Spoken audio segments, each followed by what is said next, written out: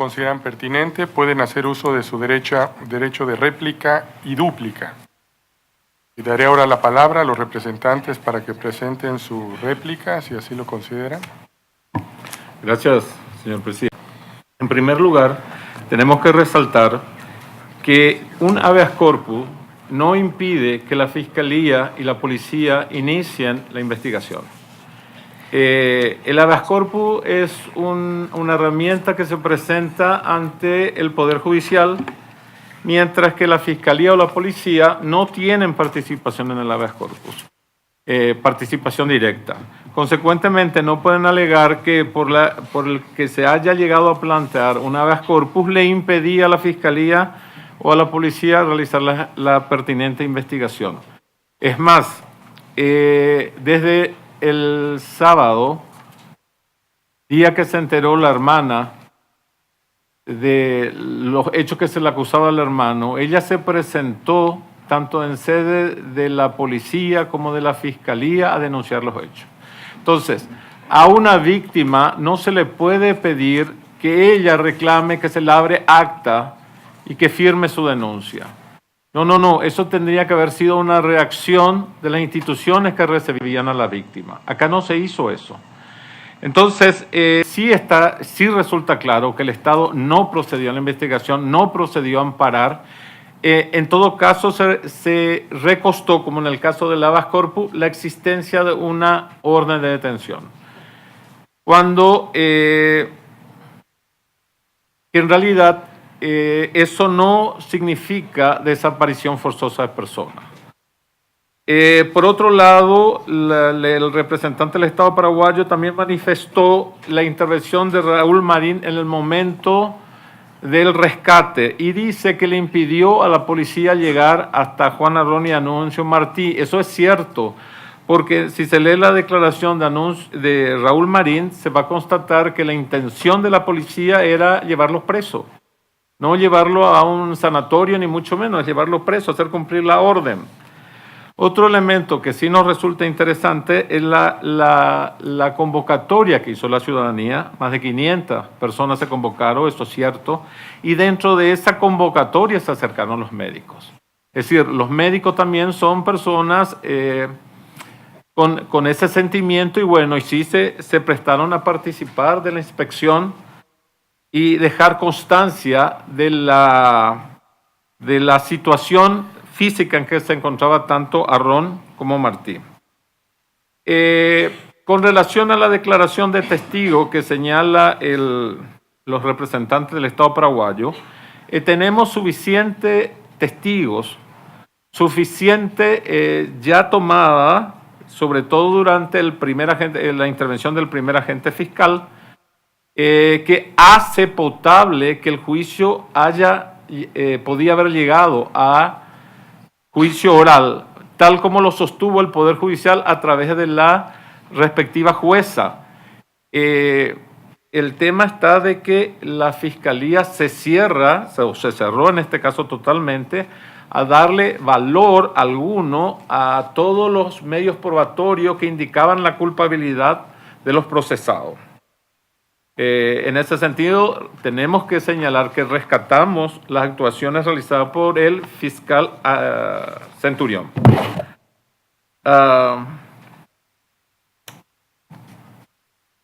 También señala en su conclusión que las lesiones fueron superficiales.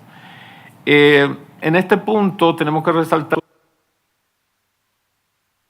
son torturadores con mucha experiencia. Por eso es que si nosotros vemos que las torturas realizadas a Juan y las torturas realizadas a Arrón en dos vehículos distintos desarrollaron la sistematicidad. Era dos torturas bien sistemáticas, es decir, a los dos le hicieron lo mismo, estando en dos vehículos que no había comunicación. Y se fueron al mismo lugar y hicieron la misma cosa. Es decir, demostraron sistematicidad, demostraron conocimiento por parte de los torturadores. Es más, los torturadores suelen buscar en forma expresa y categórica que no quede rastro en las víctimas. Sí, porque ese es un elemento muy duro que puede llegar a delatar al torturador. Pero en este caso ustedes vieron las tomas fotográficas y vieron en qué situación se encontraban ambos. Muchas gracias. Muchas gracias al señor representante de las presuntas víctimas. Doy la representación del ilustre Estado para que representen la dúplica, si así lo desean. Señor juez, señora jueza, honorables miembros, en primer término, es absolutamente al revés lo que yo he manifestado. Al contrario, el habeas corpus nunca interrumpió la investigación de oficio. Contrario, el habeas corpus puso el hecho en la esfera pública, como lo manifesté en mis alegatos. Y no hubo ningún lapso de actividad estatal. Nunca paró la investigación. Desde el habeas corpus se siguió. No hubo ningún día de que se dejó de investigar esta causa. Muy llamativo es lo que manifiesta el doctor al decir que los propios manifestantes que estaban impidiendo que ingresen los fiscales fueron después sus médicos. Realmente llama mucho la atención algunas actividades que nos señalan en esta denuncia. Otro tema es que la conclusión respecto a las lesiones no es mía, es de un perito. Es de un perito especializado en la materia. Y esta parte realmente, esta parte desconoce cuál sería la experiencia de secuestradores. Nosotros no podemos calificar esto y creo que nadie puede hacerlo. Y menos si no se conoce a los secuestradores.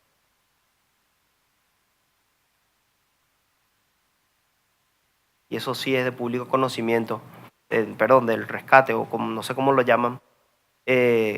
El señor Anuncio Martí, por ejemplo, no tiene ninguna sola herida, ninguna sola marca. No puedo comprender hoy que nos esté pidiendo $50 millones al Estado paraguayo por el solo hecho que él dice que ha sido torturado y secuestrado, porque no tiene ninguna manifestación física que pueda constituir alguno de los elementos de la tortura. En esos términos no tengo más nada que alegar. Muchas gracias. Muchas gracias, señor representante del ilustre Estado. Finalmente, daré la palabra a la representación de la Comisión Interamericana de Derechos Humanos para que presenten sus observaciones finales sobre el fondo y eventuales reparaciones y costas en el presente caso.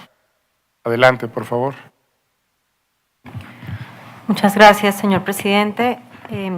En primer lugar, vamos a formular las observaciones finales en dos grupos. Me voy a referir, Silvia Serrano de la Comisión, a las cuestiones relativas a las violaciones a los derechos a las garantías judiciales, protección judicial y las disposiciones relativas a investigación de la Convención Interamericana para prevenir y sancionar la tortura y la Convención Interamericana sobre desaparición forzada, y luego el asesor Cristian González abordará las cuestiones relativas a la calificación jurídica como tortura y desaparición forzada en este caso. Con su venia, señor presidente, en cuanto al primer punto, el Estado tomó conocimiento de la desaparición de los señores Arrom y Martí entre el 19 y el 23 de enero del 2002 a través de los dos habeas corpus presentados por sus familiares y a través de la gran difusión que estos hechos tuvieron en la prensa. En el marco de los habeas corpus, las autoridades se limitaron a enviar oficios para que se informara sobre órdenes de captura vigentes y posibles lugares de detención. Frente a la respuesta negativa sobre la privación de libertad de las víctimas y sin tomar en cuenta que precisamente podrían estar detenidos de manera clandestina y fuera de la institucionalidad, los habeas corpus fueron rechazados sin que se hicieran esfuerzos adicionales para dar con su paradero. Además, se tomó en cuenta que existía orden de captura vigente como elemento para la improcedencia del habeas corpus. Con base en lo anterior, la Comisión consideró que las acciones de habeas corpus fueron inefectivas para responder con la inmediatez y diligencia reforzada requerida frente a una posible desaparición forzada como mecanismo para resguardar la vida e integridad de las personas. El Estado alegó en su contestación que las limitaciones con las que operó el habeas corpus se debieron a la propia regulación a nivel interno. Sobre este argumento, la Comisión solicita a la Honorable Corte tomar en consideración la posible aplicabilidad del artículo 2 de la Convención Americana en cuanto al deber de adoptar disposiciones de derecho interno respecto del habeas corpus, de manera que sea compatible con su jurisprudencia recientemente reiterada en el caso Alvarado Espinosa y otros contra México, sobre la manera en que el habeas corpus debe operar como un mecanismo idóneo y efectivo capaz de prevenir o hacer cesar una posible desaparición forzada, tomando en cuenta sus características particulares. La investigación penal fue iniciada desde la denuncia interpuesta por los familiares, a pesar de que se encuentra probado el conocimiento estatal de la desaparición desde días antes. Una respuesta inmediata y oficiosa por parte del Estado ante dicho conocimiento en las primeras horas y días era aún más imperativa a la luz de las limitaciones del habeas corpus como mecanismo para responder a una posible desaparición forzada en los términos en que el Estado reconoció en su contestación por escrito. Asimismo, en cuanto a la posible tortura, la obligación de investigar surgió, al menos, desde la cobertura del rescate con lesiones visibles, lo que debió constituir razón fundada en los términos de la Convención Interamericana para prevenir y sancionar la tortura. A pesar de ello, la investigación por tortura inició con las querellas interpuestas por los señores Arrom y Martí. Un punto central del análisis de la comisión, como se ha dicho, con implicaciones en la calificación jurídica de los hechos como tortura y desaparición forzada, es la falta de investigación diligente y efectiva de los indicios de participación estatal. Estos indicios pueden enumerarse en cuatro grupos. El primer grupo se relaciona con las narraciones de Juan Arrom y Enuncio Martí, quienes en sus declaraciones identificaron a ministros, fiscales y miembros de la policía de manera consistente. El segundo grupo se relaciona con las múltiples declaraciones de otras personas que también identificaron diversos grados de conocimiento y vinculación de agentes estatales con los hechos. Dentro de estas declaraciones se encuentran las de vecinos del lugar de detención, periodistas y otras personas. Los agentes estatales nombrados en estas declaraciones coinciden con los nombrados por las víctimas. El tercer grupo se relaciona con los múltiples elementos que evidencian que los señores Arrom y Martí eran sospechosos del supuesto vínculo con el secuestro de la señora Bordón y estaban siendo sometidos a vigilancia. Y el cuarto grupo se relaciona con los indicios que apuntan a que fiscales tenían conocimiento de la detención de Juan Arrom y Enuncio Martí, en particular lo indicado por el defensor del pueblo adjunto, quien reiteró lo anterior mediante la affidavit que consta en el expediente. La Comisión considera que estos elementos, tomados en su conjunto, activaron un deber de diligencia reforzada por parte del Estado para desvirtuar los indicios de participación de sus agentes. Como la Honorable Corte pudo escuchar de la declaración del fiscal Edgar Sánchez, las autoridades que condujeron la investigación se enfocaron en la confrontación de los testimonios de cargo y de descargo, brindándole total credibilidad a las de descargo y desechando lo narrado por Juan Arrom y Enuncio Martí, bajo el argumento principal de que no corroboraron sus dichos, trasladándoles indebidamente la carga de la prueba. Esto, sin tomar en cuenta que en casos de alegada tortura y desaparición forzada, las víctimas por lo general no cuentan con elementos probatorios, correspondiendo la carga de esclarecimiento al Estado, que es quien cuenta con los medios para ello. Este enfoque inconvencional afectó la investigación al punto de que el propio fiscal reconoció en esta audiencia que no dio mayor valoración ni se profundizaron pericias sobre las evidencias recabadas en la escena del crimen, siendo estas las diligencias más básicas bajo los estándares mínimos de debida diligencia.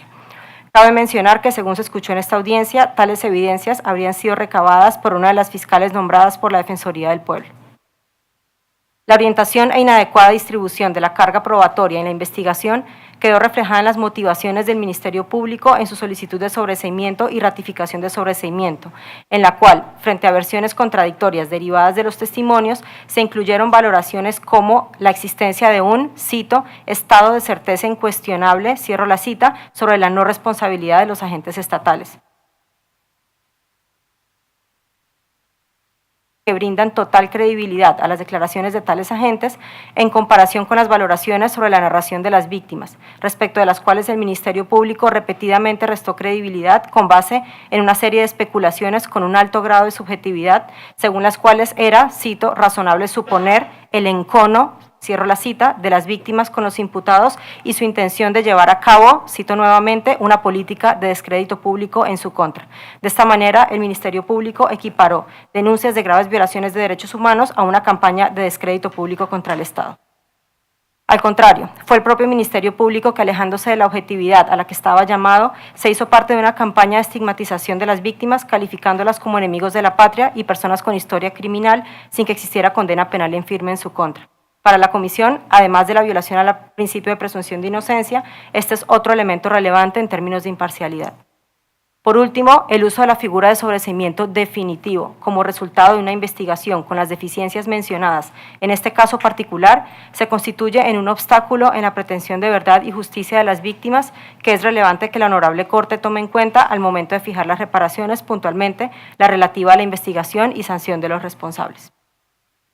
Concluyo lo relativo a las investigaciones, destacando como otra omisión fundamental que a la fecha no existe actividad alguna a nivel interno sobre otras líneas de investigación diseñadas y agotadas por el Ministerio Público, no obstante la gravedad del tipo de violaciones que se investigan, las cuales deben ser de acción pública y su investigación exhaustiva constituye un deber jurídico propio del Estado. La Comisión considera que la invocación genérica a la falta de colaboración de las víctimas no es justificación para dejar de investigar denuncias de hechos relacionados con normas imperativas de derecho internacional, como son la prohibición de la tortura y de la desaparición forzada. Con su venia paso la palabra al asesor Cristian González para continuar. Honorable Corte, me referiré brevemente a los múltiples elementos que llevaron a la Comisión a considerar y concluir que las víctimas en el presente caso fueron víctimas de desapariciones forzadas y de torturas. Respecto de las desapariciones forzadas, consideramos que están presentes todos los elementos constitutivos de dicha grave violación de derechos humanos. En cuanto al primer elemento referido a la privación de libertad, la Comisión recuerda que existen múltiples elementos que demuestran que las víctimas estuvieron detenidas entre el 17 y 30 de enero de 2002. Entre ellos se pueden mencionar los siguientes: los testimonios de las propias víctimas indicando de manera consistente las circunstancias de modo, tiempo y lugar en las que fueron detenidas; el relato de testigos presenciales, indicando que vieron cuando las víctimas fueron introducidas en vehículos, así como una actividad inusual en la zona el día de la detención; los 2 habeas corpus interpuestos por los familiares denunciando la desaparición de las víctimas; las publicaciones en medios de comunicación documentando la detención y desaparición de las víctimas. En cuanto al elemento de intervención directa o aquiescencia de agentes estatales, en esta presentación ya fueron referidos los múltiples indicios de participación estatal y la falta de una investigación diligente y efectiva de los mismos, lo que se reitera conforme a la jurisprudencia de esta Corte ha llevado a otorgar valor probatorio a tales indicios a efectos de establecer la responsabilidad internacional del Estado. Además, la Comisión recuerda lo indicado reiteradamente por la Honorable Corte en cuanto al estándar probatorio en casos de desaparición forzada, en los cuales, precisamente por su naturaleza, la prueba indiciaria o presuntiva resulta fundamental. En cuanto a la negativa de reconocer la detención o revelar la suerte o el paradero de la víctima, la CIDH recuerda que los habeas corpus planteados por los familiares fueron rechazados el 23 y 24 de enero de 2002, luego que las autoridades oficiadas informaran que no tenían registro de detención de las víctimas. La negativa también operó públicamente a través de medios de comunicación, en los cuales ante la difusión de la desaparición, autoridades estatales negaron la detención de los señores Arrom y Martí. La Comisión recuerda que es jurisprudencia interamericana constante sobre el carácter pluriofensivo de la desaparición forzada, que genera una violación múltiple y continuada de varios derechos protegidos.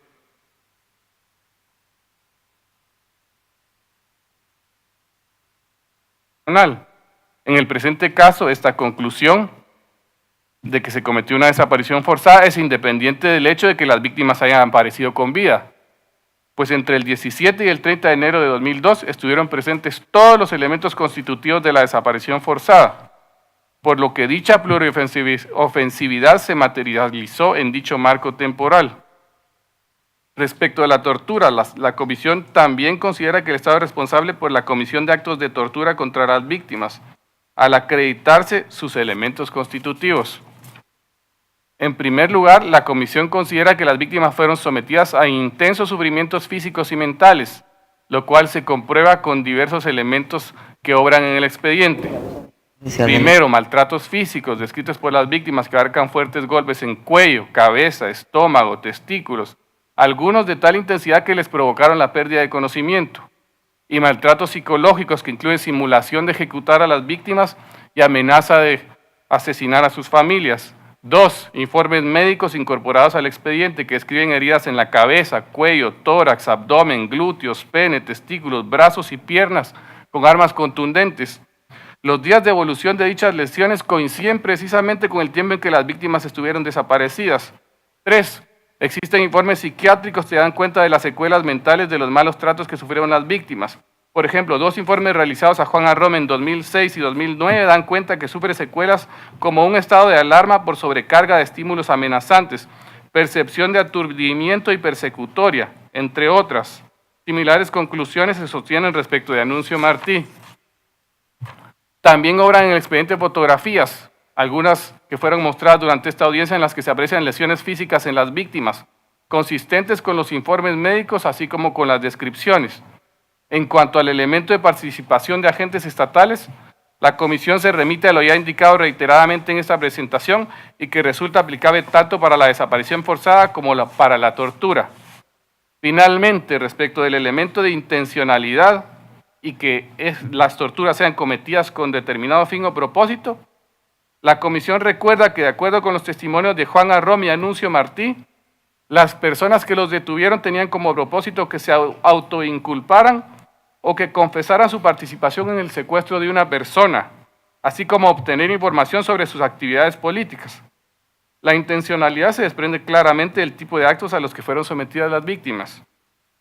Por todo lo anterior, la Comisión consideró que en el presente caso se encuentran acreditados los elementos de la tortura, por lo que estableció la responsabilidad internacional del Estado por la violación de los artículos 5.1 y 5.2 de la Convención Americana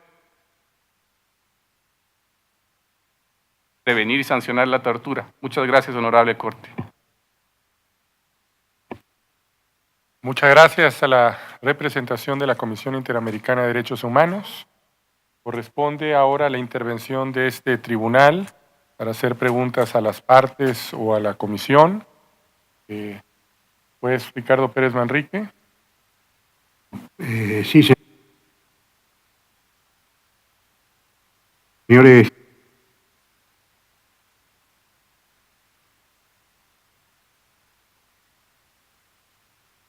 De los agentes del ilustre Estado, se ha manejado la falta de colaboración, tanto del señor Arrom como del señor Martí, en la investigación de su secuestro y malos tratos. Yo quería saber cuál es la posición de ustedes sobre esta afirmación. Sí, con relación a Anuncio, él se negó a realizar identikey de personas porque, de acuerdo a él, se está buscando un nuevo mecanismo para una vez más dejar sin efecto un elemento demostrado ya en el proceso. En este caso, él individualiza claramente a las personas e indica quiénes fueron y cuándo los reconoció. Entonces, realizar con posterioridad un identikey no es razonable. Por otro lado, siempre estuvieron a disposición de la Fiscalía y colaborando, estaban permanentemente, pero cuando comenzaron a ver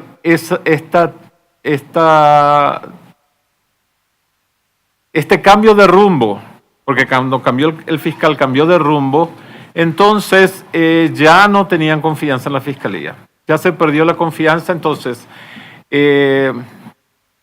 prefirió no hacerse el diagnóstico, en este caso Juan. Otra afirmación del ilustre Estado ha sido que cuando ellos estaban en el sanatorio, en la clínica médica, los fiscales trataron de acceder a ellos y eso no les fue impedido.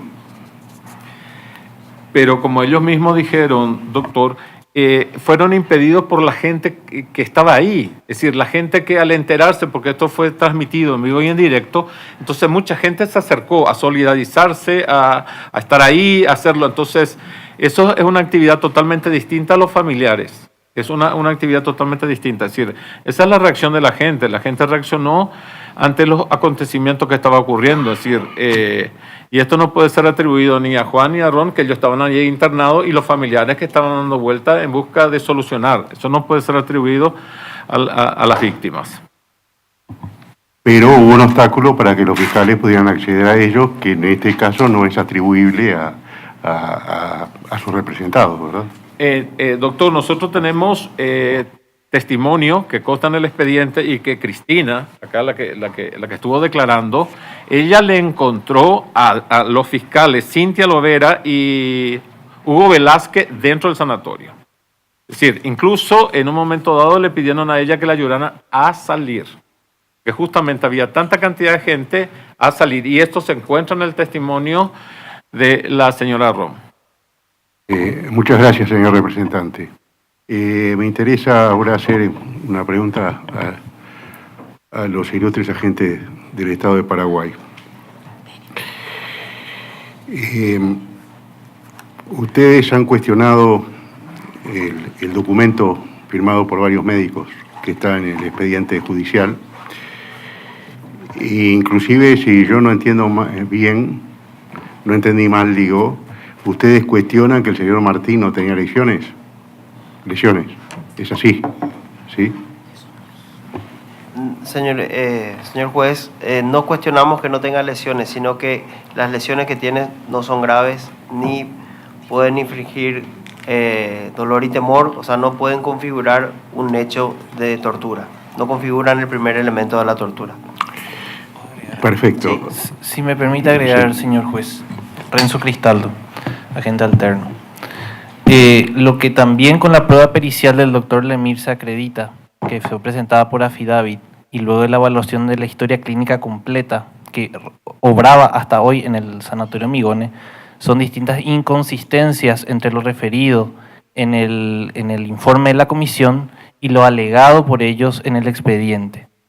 Entonces, lo que el Estado alega es que, primero, no pudo acceder al momento de hacerse la inspección en el sanatorio, que fue impedido, que no hubo representantes oficiales en esa inspección, y que luego de la evaluación completa de la historia clínica, el informe médico y también los informes que se presentaron en expedientes administrativos para solicitar la indemnización para víctimas de la dictadura, se encuentran varias inconsistencias que están detalladas en ese informe pericial del doctor Lemir. Esa es la posición del Estado.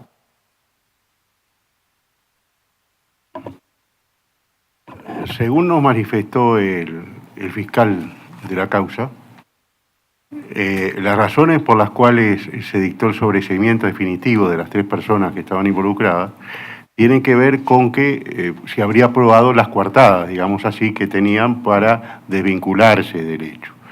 Y el fiscal afirmó que tratándose de un caso de torturas, la causa seguía abierta, ¿verdad? Porque es un delito imprescriptible en Paraguay. Quiere decir que se parte de la base de que hay torturas, hay como una contradicción allí, ¿no? Es decir, a mí no me cierra que se mantiene una causa abierta y que por otra parte el Estado está cuestionando la existencia de las torturas como tales, que yo les pediría que me aclararan eso. No, el Estado no niega que haya existido lesiones. Ahora, que las lesiones tengan el carácter para configurar la tortura es otro tema. Y eso es lo que se cuestiona o se pone en duda a partir de la evaluación ante la Corte. Con lo cual estaríamos anticipando el resultado de la causa si aparecieran nuevos elementos de prueba o posibles autores de los castigos. Eso debería ser evaluado por los órganos jurisdiccionales en su momento. Por eso mismo lo digo. Sí. Muchas gracias. Gracias, señor presidente. Muchas gracias, juez Ricardo Pérez Manrique. Juez Patricio Pazmiño Freire. Gracias, presidente. No necesariamente tienen que responderme, como estamos en parte final, pueden incorporarla luego en el informe por escrito. Para la comisión y para los representantes. Ojalá pueda quedar bien claro qué es lo que pretenden ustedes que esta Corte conozca en la fase de reparación cuando hablan de la reparación o indemnización simbólica de 30 millones. 50 millones.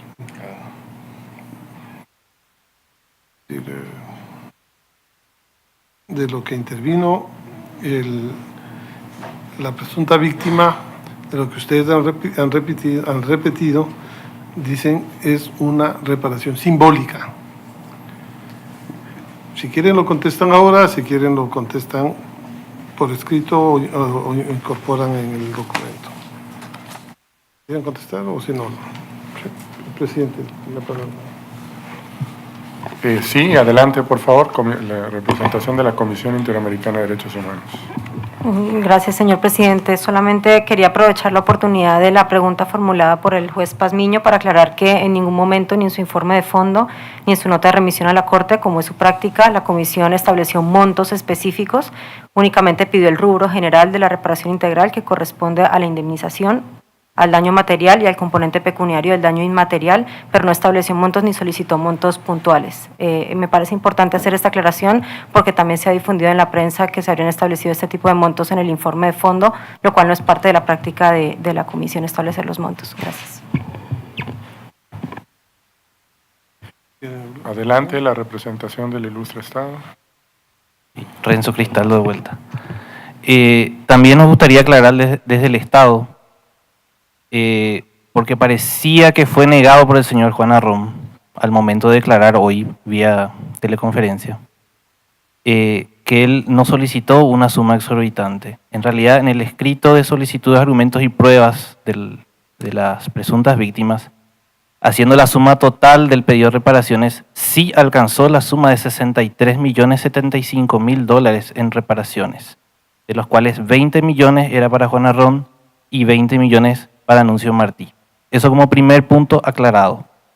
Y notamos de que en la exposición final de Juan Arrón, él reclama para sí $50 millones, es decir, duplica para sí el pedido de indemnización.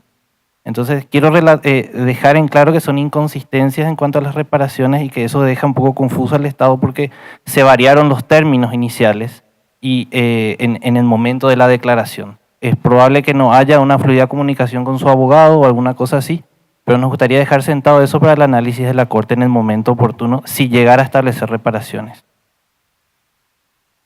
Sí, gracias. Se estableció la suma simbólica con la finalidad de resaltar que no hay reparación posible por tanto daño causado, en el sentido de resaltar ese daño causado, por el hecho de que no se trató de simplemente 14 días de intenso dolor y maltrato, sino que posteriormente sufrieron una persecución que incluso continúa hasta hoy. Entonces, con esa finalidad, nosotros hemos señalado y resaltado. Es más, esta respuesta la ampliaré en su oportunidad, es decir, en forma escrita. Le agradezco mucho.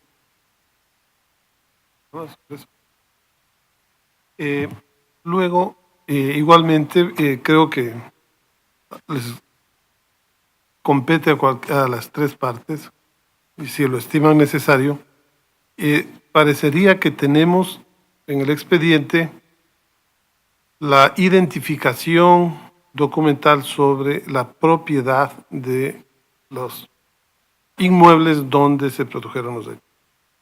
De no ser así, yo le solicitaría muy comedidamente, tanto al ilustre agentes del Estado como a la Comisión o a los representantes, que abonen con pruebas para un caso que no estamos hablando de subjetividades.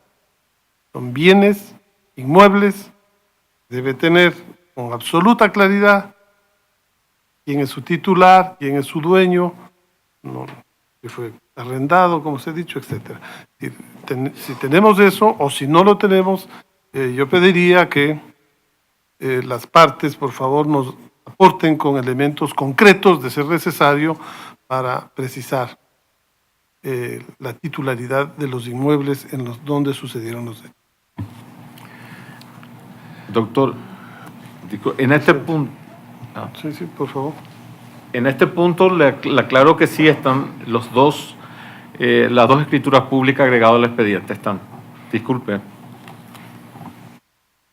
Sí, yo digo los certificados, porque en algunos países la escritura no es suficiente, hay un certificado del registro del registrador de la propiedad, donde está la historia del inmueble, porque puede presentarse una escritura, pero no necesariamente ese es el dueño, o el dueño fue antes, en fin.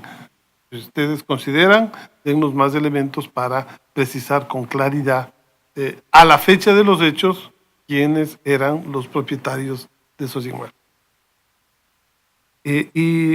Por último, no me quedó muy claro para los agentes del Ilustrado Estado de Paraguay, cuando señalaba la pregunta del juez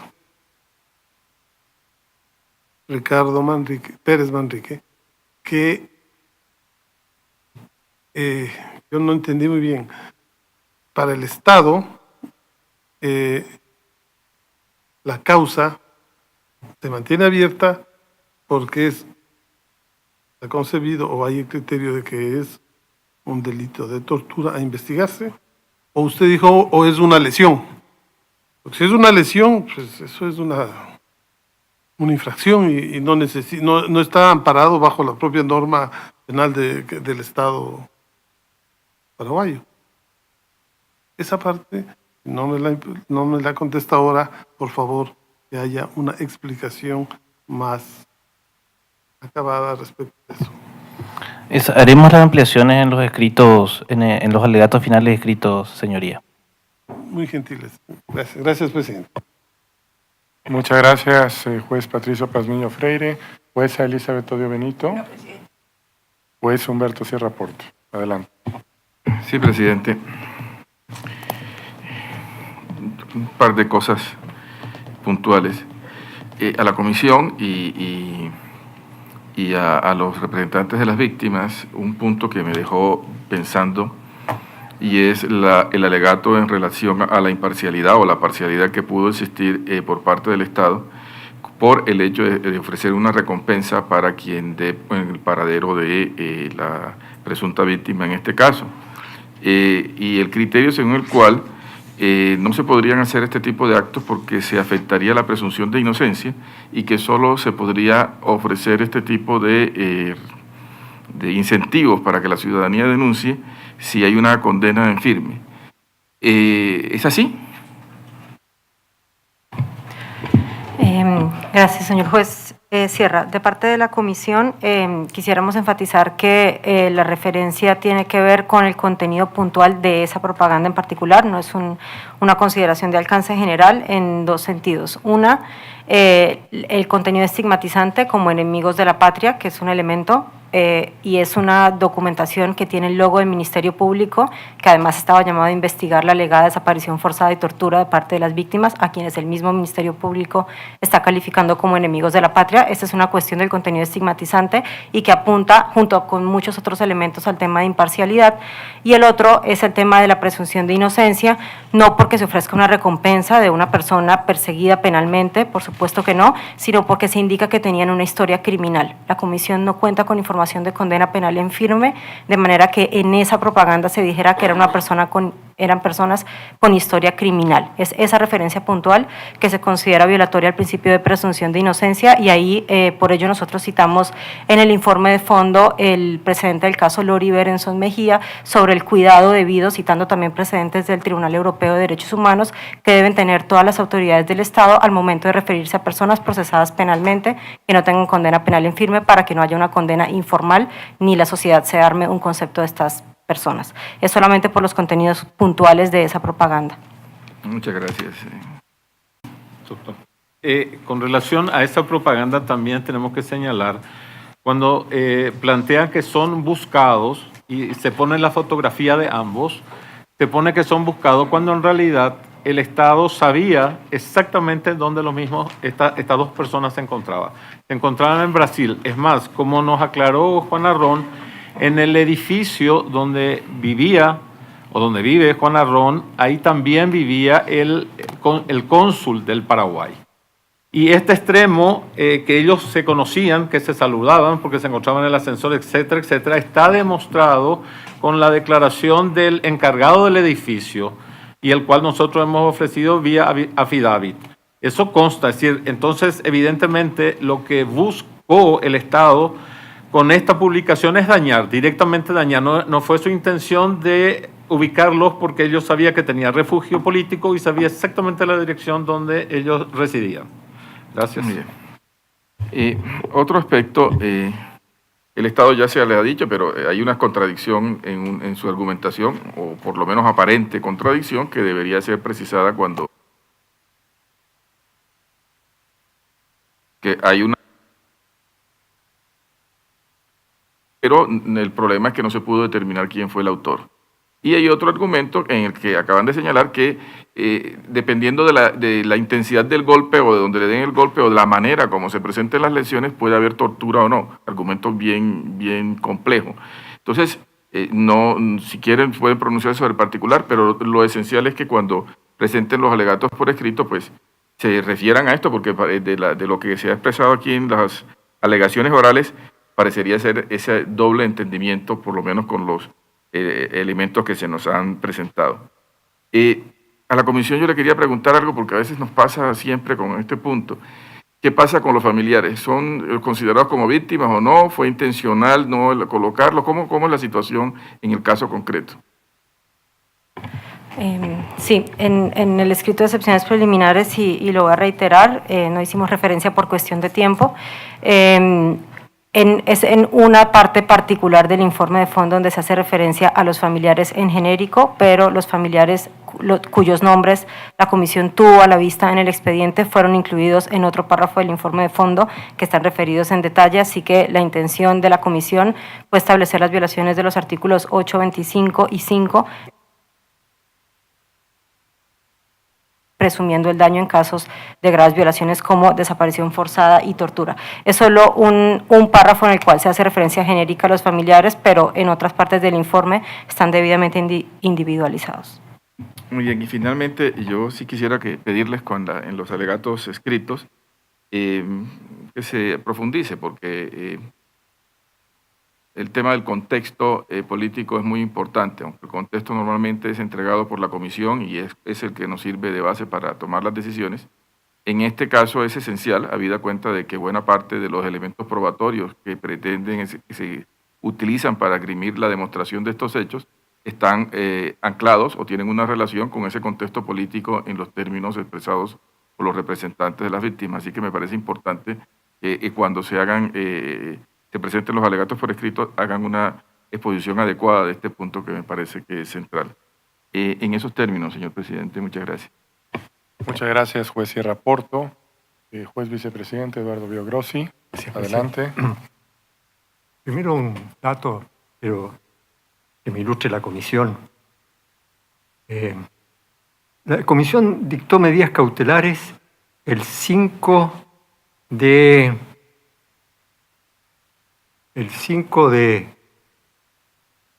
febrero, del 2002. ¿En qué se basó para dictar esas medidas cautelares?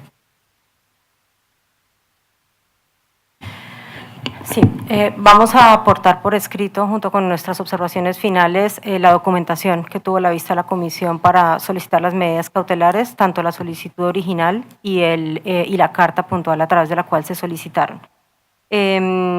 Solo aclarar que la solicitud fue presentada el 5 de febrero por la organización CODEUPI, con base en que los señores no solamente de quienes se había presentado también la petición inicial, estaban en situación de desaparición. Pero el detalle del contenido de esa solicitud del año 2002 y la carta puntual de la comisión la vamos a aportar por escrito, señor juez. Le agradezco que tengan en consideración lo siguiente, porque el 19 de enero del 2002 había una orden de detención de los señores Amram y Martí. Entonces, habiendo una orden pública, me causa, y supongo que habrán consultado al Estado, si ese es el procedimiento de consultarlo antes de dictar la medida, y por lo tanto si tuvieron ustedes conocimiento de que había una orden de detención. Porque aparece una medida cautelar en contra de una orden judicial. Bueno, en fin, es mi duda. Por ahora no pongo más en duda También otra pregunta a la comisión, perdonen que sea tan... El 1 de diciembre del 2003, el señor el 11 de agosto del 2003 el señor Amram sale del país, ¿no es así? Y el 1 de diciembre se le otorga refugio. La comisión emite un informe de admisibilidad el 30 de octubre del 2008 y el informe de fondo en septiembre del 2017, varios años después, estando los señores cubiertos por el refugio. Consideró en su informe, perdone que se lo pregunte, en su informe de admisibilidad, en la resolución de admisibilidad y en el informe de fondo, las circunstancias de que estas personas, por estar en situación de refugio, por estar en Brasil, no podían aportar o no aportaron alguna colaboración en la causa mientras estaban afuera. ¿Lo consideraron o no? Bueno, en el informe de fondo hay una sección donde se describe que el procedimiento para el reconocimiento del Estatuto de Refugiados en Brasil es tomado en cuenta por la Comisión como parte de el marco fáctico, pero no hay una consideración particular sobre eso. No hay una consideración de que el hecho de que estén refugiados pues no les permitía aportar en la causa. ¿Aportar en la causa ante la Comisión o aportar en la causa a nivel interno? La causa judicial que nos interesa. No hay una consideración en ese sentido. Gracias. Muy amable la Comisión. Vuelvo al tema de lo simbólico de la suma de dinero, que impacta, claro, debo reconocerlo. Me da la impresión de que estamos utilizando términos distintos. Símbolo es un signo que da cuenta de una idea en relación a una entidad, de una realidad, esto por convicción o por conveniencia. O también puede ser un elemento u objeto material que se asocia a una entidad y particularmente a la idea que se tiene de esa entidad. Obviamente pedir 50 millones de dólares dentro de las indemnizaciones de esta causa se aleja de este concepto de simbólico, porque aquí se aplican dos tipos de normas. Perdone que uno es el artículo correspondiente de la Convención Americana que habla de justa indemnización. Justa indemnización, está clarito. De ahí nos vamos a las reglas sobre responsabilidad internacional del Estado, que establece que se debe restituir la situación anterior, que si eso no es posible se paga indemnización, que si no es posible la indemnización o no es suficiente, va la satisfacción. Que ahí puede ser que sea un símbolo, como rendir homenaje a una bandera, como publicar algo en un diario oficial.